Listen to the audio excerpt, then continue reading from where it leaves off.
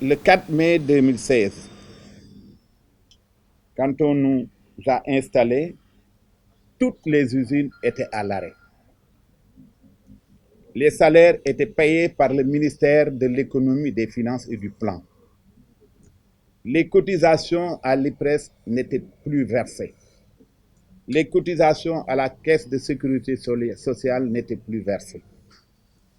Toute la collecte de la campagne, c'était 7140 tonnes. Voilà la situation que nous avons trouvée.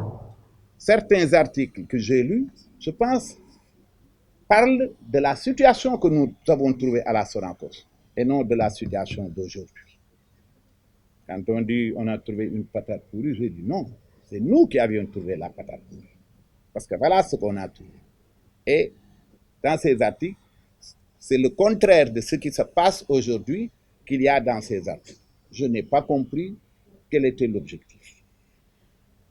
Aujourd'hui, 3 mai 2019, les salaires sont régulièrement payés depuis que je suis là. C'est-à-dire à part les 6 premiers mois où c'est le ministère des Finances qui paye. Tous les salaires sont payés à date. Les cotisations à l'IPRES et la caisse de sécurité sociale sont versées depuis janvier 2018. Nous avons collecté en 3 ans, et la Modufal est là, 368 000 tonnes et entièrement payé. Je crois à Modufal, on ne vous doit pas un franc impayé.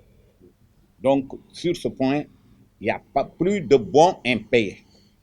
Pour ces 3 ans pendant lesquels j'ai été à la tête de Sonacos. La situation toujours.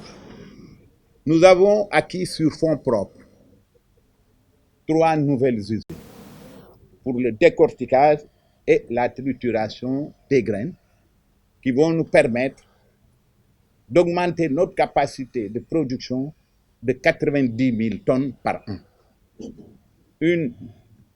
La première usine, les conteneurs sont arrivés au port le 1er mai. Ça va sortir certainement ces jours-ci pour être installé à Lidjan, à Kaolack. La deuxième usine, les conteneurs embarquent à Bombay, donc en Inde, la semaine prochaine, et certainement vont arriver au courant du mois de juin.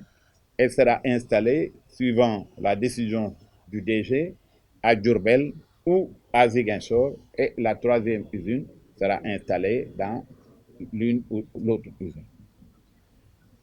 Donc, on va augmenter la capacité de production, de décortiquage et de trituration de 90 000 tonnes.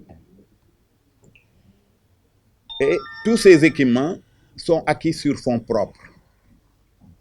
Ce n'est pas un emprunt bancaire, ce sont les ressources propres de Sonacos.